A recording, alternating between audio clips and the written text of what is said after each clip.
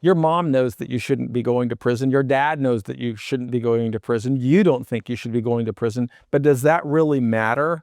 I'm Michael Santos, the founder of prisonprofessors.org, and I can tell you, as much as I'd like to say it matters, it doesn't.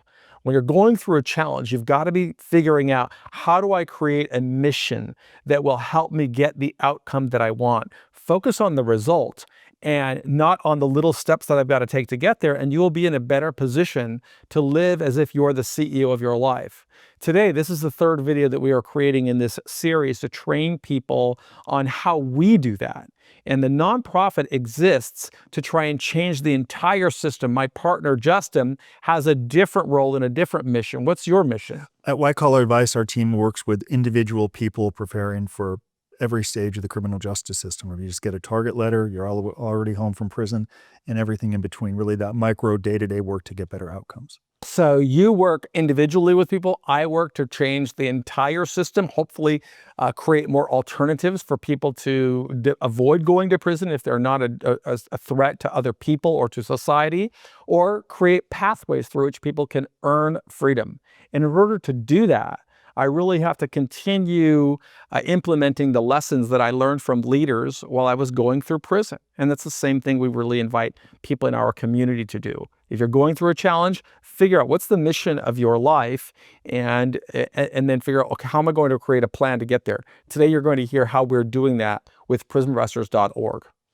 So let's jump into the mission statement that's part of the May 10, 2025 condensed version of the concept paper. I'm going to read it and we'll have some questions. Mission.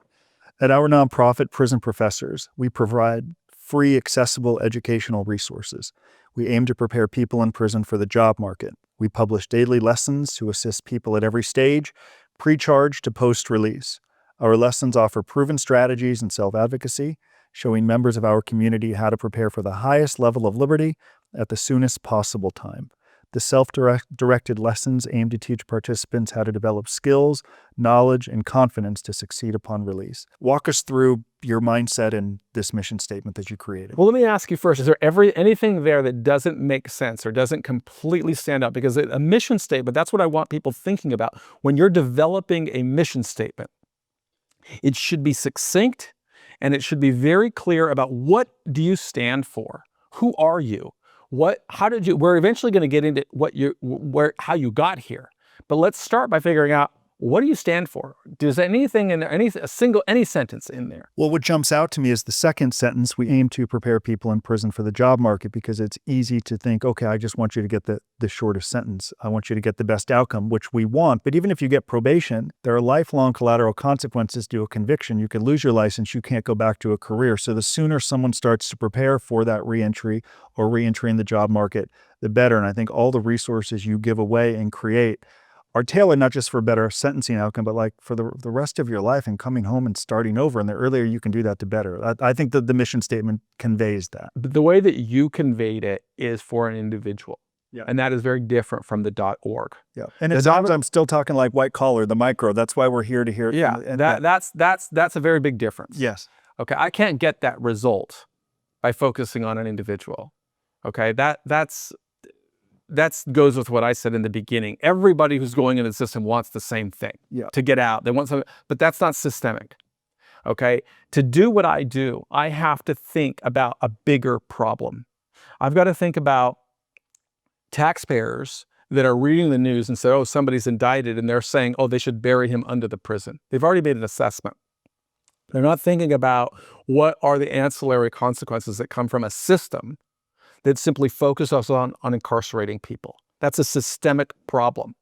You've got employers who have a view that say, oh, if you've got a felony background, we're not going to give you a bank account. We're not going to bring you onto our payroll.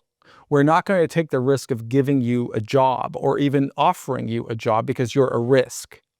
My job is to understand all of these complications. What are the tax implications? How does it influence employees who work in the Bureau of Prisons? How does it work? How does it influence the culture of confinement? How does this system influence reentry success levels? In my view, the number of people that we incarcerate is certainly more than any other country. But in addition to that, it's the intergenerational cycles of failure that this system perpetuates. In fact, if I was thinking of how can I generate a system that will result in more failure than anything else, you'd be hard-pressed to come up with something better than mass incarceration. Because the longer we expose people to corrections, the less likely people are to function upon release. So if I look at that mission statement, some of the most important statements there is that it's free. Nobody has to pay for anything on Prison Professors. We are a non-revenue generating website. There is no secret to what does it take to become successful in going through prison. The secret is that the system doesn't provide lessons on getting people to think. And because of that, a culture ensues.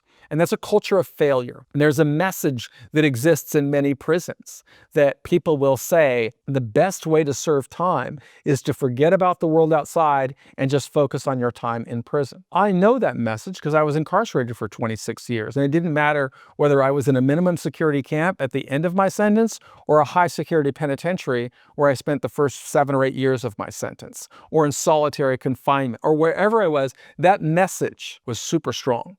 There were other messages from the staff. You would hear this message that says, you got nothing coming. Can't do the time, don't do the crime. From people in prison, you'd hear a different message. The only way to survive in here is to have a ball of hate in your stomach. The longer you learn to live in prison with that mindset, the more you also learn how to fail when you come home. And so the mission has to solve the problem. That means I've got to help people in prison understand, how do I use my time in here to differentiate myself from my past?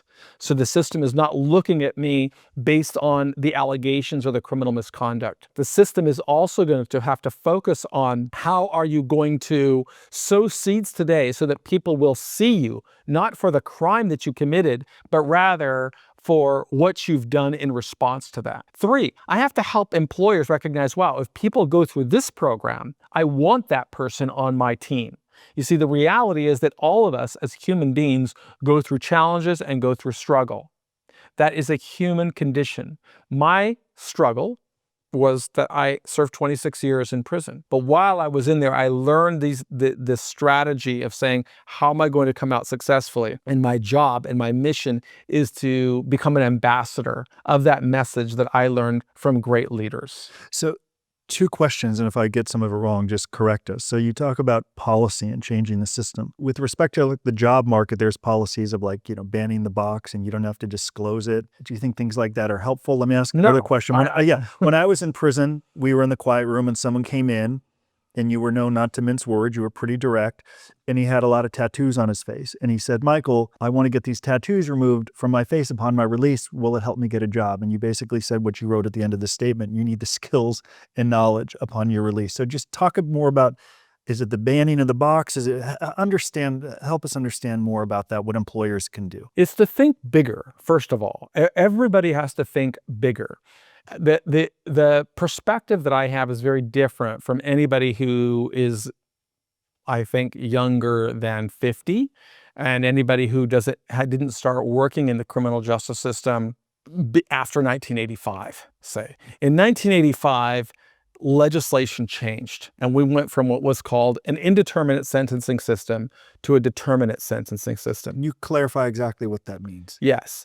An indeterminate sentencing system is one where a judge imposes a sentence in response to a crime, but at some point later there is an administrative body who is not a judge, but part of the executive branch of government, that or could be part of the judicial branch, just a separate body that assesses whether continued incarceration is in the best interest of society. If somebody had a 10-year sentence, that may have been the appropriate sentence at the time of the sentence. But if after 3 years, that person has developed skills, has built a record of reconciliation, has demonstrated that he is likely to live the rest of his life as a law-abiding, contributing, tax-paying citizen, then it's in the best interest of society for that person to come back home. Because the longer he spends in there, it's going to have ancillary collateral consequences that affect the family, children, so many other aspects of life. So there used to be a parole board under an indeterminate sentencing system. But that changed for anybody convicted of a crime after November the 1st, 1987. We moved to a determinate sentencing system. And there's been some slow movement in that direction, but when it began, it was the federal sentencing guidelines that basically took a lot of discretion away from a federal judge, that gave a lot of discretion to a prosecutor, how they charged somebody. And the way that they brought a charge could influence the range of sentencing that a judge could impose. And it was within a very specific guideline range. That was the law for about 10 years, maybe it was 15 years, until a Supreme Court case known as Booker changed that system and made the guidelines advisory rather than mandatory. That was like a chink, a start to start reintroducing the concept of mitigation, reintroducing the concept that maybe there were ancillary consequences that could result in something changes. And then many years later, there was the First Step Act, which passed in 2018. That is the biggest piece of prison reform legislation that has existed since 1987.